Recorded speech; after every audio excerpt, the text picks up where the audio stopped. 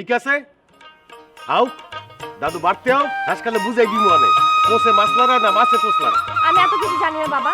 দাদু যদি আসে ওকে বাড়ি থেকে আজকে একদম একেবারের জন্য বের করে দিবে। আর ওই যে ডাক্তার মেয়ে ওর কত বড় ক্ষমতা সেটা আমি দেখে। শোনেন, এই ব্যাপারটা আমরা এত এলাফালাও করেন না, বুঝলেন? স্বামীর কোনো পাওয়ার কম না। স্বামী এখন ছেড়ে পাগল হয়ে গেছে। আর এখন ঘন ঘন আমাকে বাড়তে যায়, মায়ের যে কি তাল পরামর্শ দেয়, পক্ষ বিয়া প্রস্তাব এককালে রেডি করতেছে পাকাপাকি। শোনেন, এই সান্নদের দিয়ে আপনি একটুখানি সাবধানে থাকেন। আল্লাহ মাহবুব জানে কতক্ষণে যিনি আত্মীয় স্বজন গণগোষ্ঠী লই আমাকে বাড়তে হচ্ছে। আর ওই মতি দফাদার জিগ দিয়া কয় মোর দ্বারে কথা কইবি এমন পুরুষ পোলা এমন লোকটা কেডা এই এলাকার মধ্যে? তোর মস্তানি সুডামু অনেক। হ্যাঁ এই খবর তুই পাবি। তা তোর একটা কথা কই রে শুনিস, ফেইডে যদি মইটা কইছিলি তোর দহনে আয় একটু জায়গা দিবি না।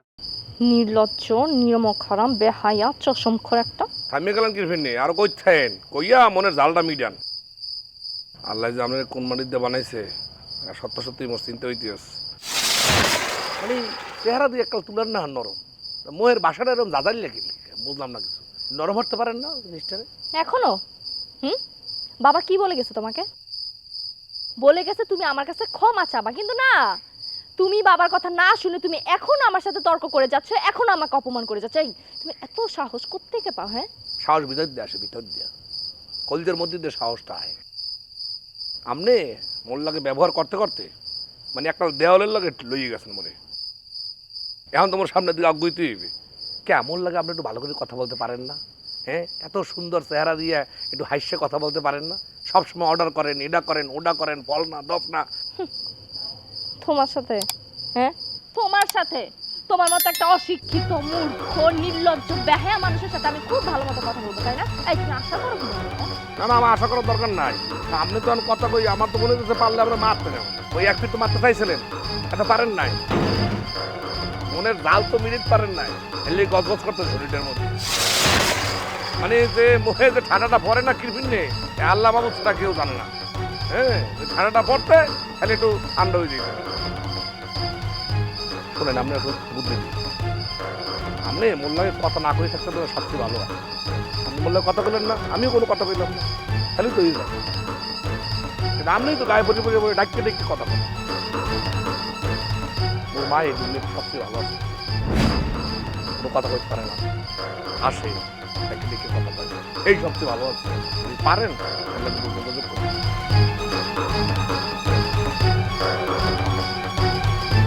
ওকে না আমি হাতে মারবো না, এমন ভাবে মারবো তো সারা জীবনে শিক্ষা।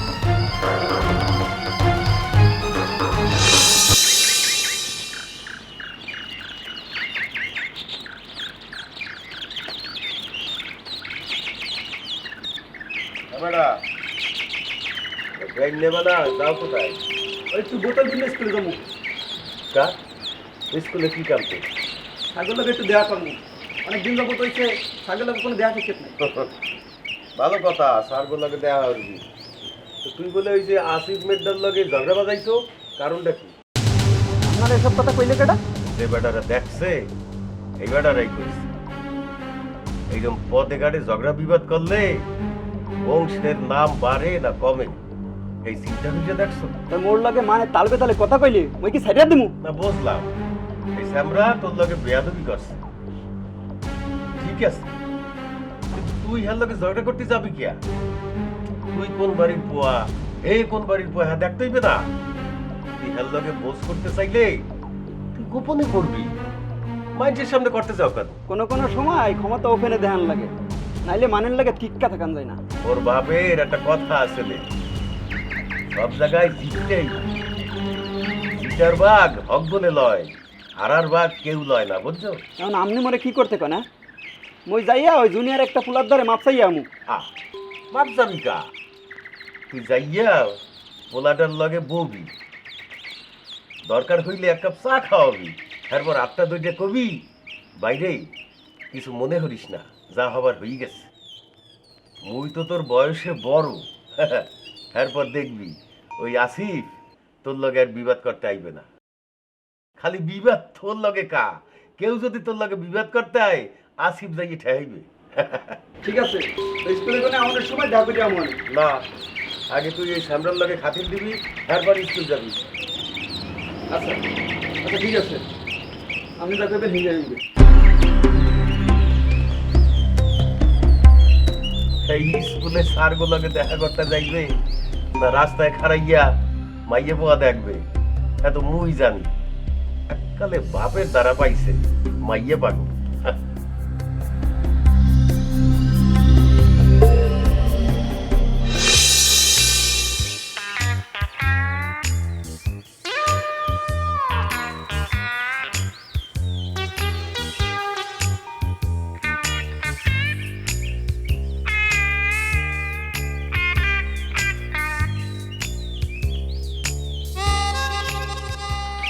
নির্বাচন কমিশন চিঠি পাঠাইছে।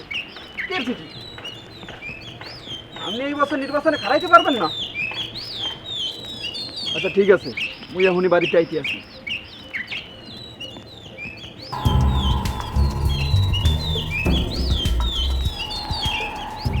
এই মুদাই লাঠিটা দেই।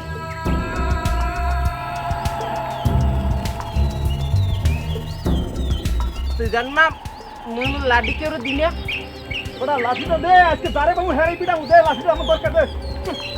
সত্যি সিলাই করবার দিকে কোনোদিন আমার লাডি দেখতে পারে না, বিস্কুট খা। এ বেটা তোর লাঠিটা দে।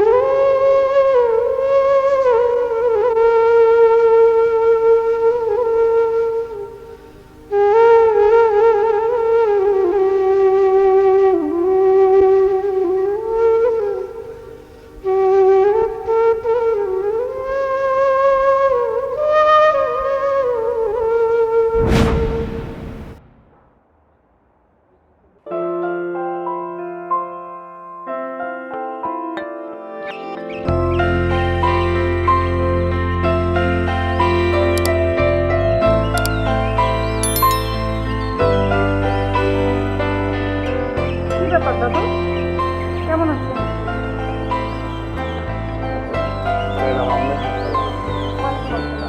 কিন্তু আপনাকে এত চিন্তিত মনে হচ্ছে। না ম্যাডাম, যার মাথা আছে এত চিন্তা থাকবেই। এই ওইসব চিন্তাটা কি ওর মতো। দাদু, আর কেউ জানুক আর না জানুক, আমি তো জানি এত অল্পতে আপনি তো কাতর হওয়ার মানুষ না। আচ্ছা সত্যি করে বলেন তো আপনার কি হয়েছে? না ম্যাডাম, ওইরকম কিছু হয় নাই। আর যদি কিছু হয়ও, হয়তো আর আপনাদের কই লাভ নাই। মোর কপালের ভিন্ন হয়েছে আর কি। মানে কপালে যদি লেহাত হয়, সেই লেহা তো আপনি আর আমি ভিড়ে পারবো না। মোর কপালে লেহা আসলে মুই আলিয়া গেলের কাম হরমু, চেয়ারম্যান বাড়ির ফলনা দফনা কাম হরিয়া নিজের জীবনটারে পার করবো, সেই তো করতে আছি। আল্লাহ যদি কপালে লাগতে তুই চেয়ারম্যানের ফুলা হবি, হ্যাঁ তোর লেহ নাই। তো এখন এই নিজের কপালের দোষ নিজেরই মানিয়ে লইতে হইবে। এটা লইয়ে তো আর মনে করেন যে শুধু অধিক কষ্ট পেয়ে কোনো লাভ নাই, এই কইতে আসলাম। দাদু, দুঃখকে যে জয় করে নিতে পারে সেই হলো প্রকৃত মানুষ। আর আমি জানি আপনি সেটা পারবেন। আর আমার বিশ্বাস একদিন আপনার সুদিন আসবেই আসবে। সে আর আইবে কবে, কোনদিন যাইবে তো বলতে আসলে। মাঝে মাঝে শুনছি এক জীবনে বলে একটি সুখ আয়, এক জীবনে দুঃখ আয়। কবে সুখ মুখাইবে হ্যাঁ তো মুই নিজেও পের পাইতেছি না, কোনো আকারে নিজেও বলতেছি না। দুঃখের জীবন চলতে আছে তো চলতেই আছে, থামাই দিকে না। সুখ সে তো সোনার হরিণ দাদু, যেটাকে মানুষ হন্যে হয়ে খুঁজে বেড়ায়, কিন্তু সেই সোনার হরিণ সবাই দেখতে পায় না। সুখ আসলে মনের অনুভূতি। শুধু কারি কারি টাকা পয়সা থাকলে মানুষ সুখী হয় না। একজন শিল্পপতি কোটি কোটি টাকা উপার্জন করেও জীবনে সুখ পায় না।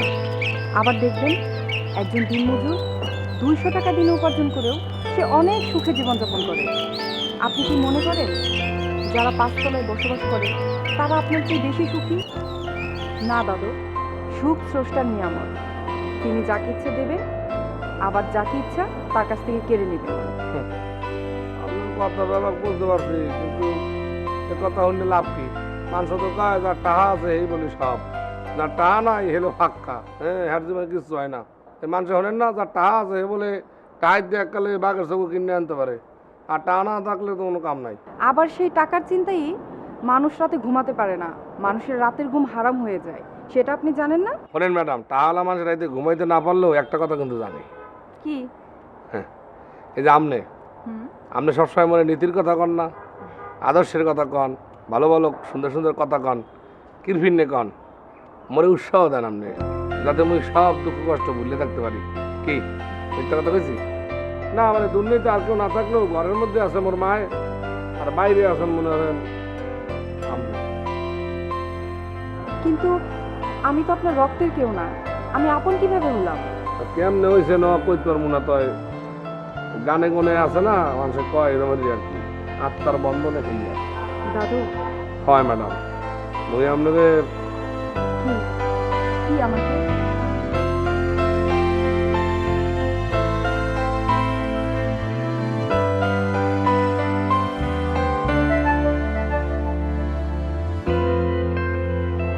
না মুই আপনাকে খুব মনে করি ইয়া।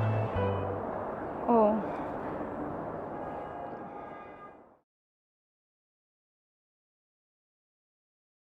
আমি যে কি করে তোমাকে আমার কথা বলবো।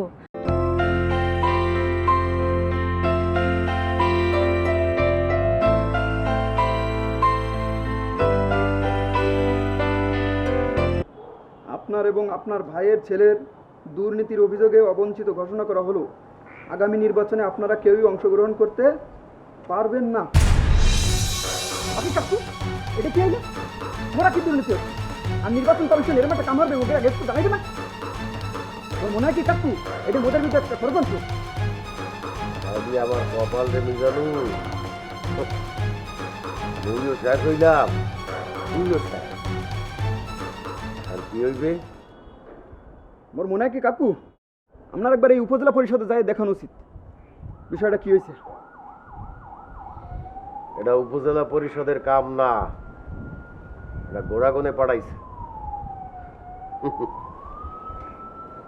এটা হইছে কেরামতের সূক্ষ্ম ষড়যন্ত্র। সেটা তুই বুঝতে পারবি না, আমি বুঝছি। কেরামতের বড় পোড়া হাইকোর্টে চাকরি করে, বাপ বেটা মিল্লা এইটা করছে। আরে মিজানু, আমার 3 পুরুষের সব নাম ধাম দেখতে গেল। তুই এখন চা ওরে আল্লাহর একটু ভাবতে দে। আচ্ছা কাকু, আমি যাইতে আছি। এই আপনি আবার বেশি টেনশন করিনি।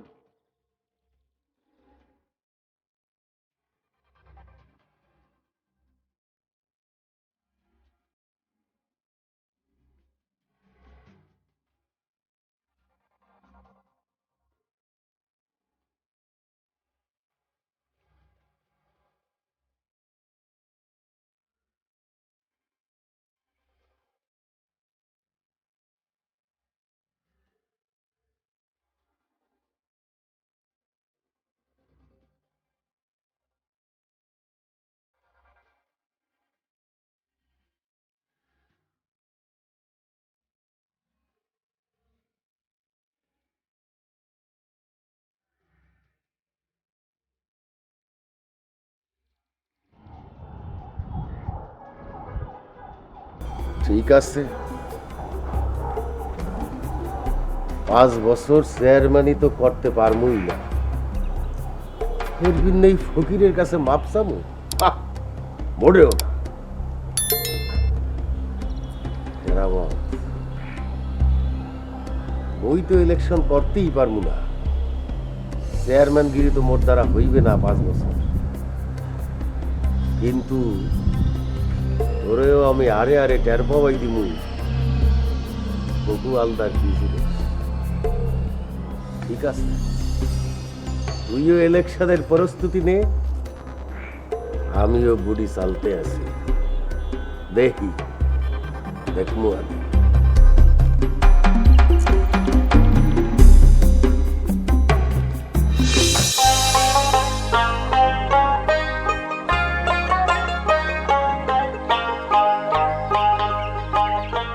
বুঝলে রশিদ মিয়া, দেশের বাতাস তো ঘুরে গেল। হ্যাঁ, কেমন কথা স্যার? কি ব্যাপার স্যাপার কি? তুমি কি এলাকার কোনো খবর টবর রাখো না নাকি? ও স্যার, মোর দ্বারে তো ব্যাপক খবরই আছে, তা আম্মের দ্বারা আবার নতুন কি খবর আছে এত মুই কইতে পারি না। একটু হুনান দেই স্যার, আম্মের দ্বারা কি খবর আছে? সামনে যে ইলেকশন, সেই খবর কি কিছু রাখো? তা ওই সামনের মাসে তো ইলেকশন, ওই হুঁসি হইলে গিয়া ইউনিয়ন পরিষদে নির্বাচন, আর ওই আরেকটু কথা শুনলাম ওই কেরামত আল্লাহদার বলে এই বছর নির্বাচনে আবার খারাইবে। কিন্তু আসল খবরটা তো জানো না। সেটা হচ্ছে যে তোমাকে চেয়ারম্যান তো এই বছর আর ইলেকশন করতে পারবে না। গতকাল ইউনিয়ন পরিষদে চিঠি আসে। আসলেই কইতেছেন স্যার? শুকুর আলহামদুলিল্লাহ। এটা তুমি কি করতে পারো? চেয়ারম্যান তোমাকে এলাকার লোক না, তোমার তো দুঃখ পারবে না। আর না করে তুমি শুকরিয়া আদায় করতেছ, ব্যাপার কি? স্যার, খুশি একলা মুই অমুনা। এই খবর শুনলে মগো গ্রামের যত মানুষ আছে ব্যাবাকটি খুশি হইবে। আবার কেউ কেউ শুক্রিয়া নামাজও আদায় করবে স্যার। কেন? আরে তোমাকে তো গর্ব করা উচিত। ধরো যে একবার যদি তোমাকে এলাকার থেকে এই চেয়ারম্যানই পদ হারায় যায়, তাহলে কি আবার ফিরে আনতে পারবা? আমার এই জুতাগুলো এখন পরিষ্কার করে আমার কাছে নিয়ে আসবা, যাও। আমনে তো মুই পরিষ্কার করে ফিরলে। তুমি কাজের লোক, তুমিই তো পরিষ্কার করবা, আর যদি না পারো পরিষ্কার করতে তাহলে যাও তোমার মাকে দিয়ে পরিষ্কার করে নিয়ে আসো। এ হলেন মারে লইয়া আমাদের কথা কইতে আছেন, এই কথা আর জীবনে কোনোদিন যদি কইছেন তাহলে খবর আছে, কিন্তু একটা কিন্তু তবা পড়াইছি, মনে আছে? ওই পরিষদের ওই সচিব স্যারে আছে না, হে মোর দ্বারে কইয়ে গেছে ওকু চেয়ারম্যান আর নির্বাচনে খারাইতে পারবে না। আলহামদুলিল্লাহ, আল্লাহ তাআলা মুখের দিকে ফিরে তাকাইছে। আল্লাহুম্মা আমিন। মাথা ঘোরায়, এত মাথা ব্যথা নিয়ে আপনি বাইরে বের হয়ে এলেন কেন?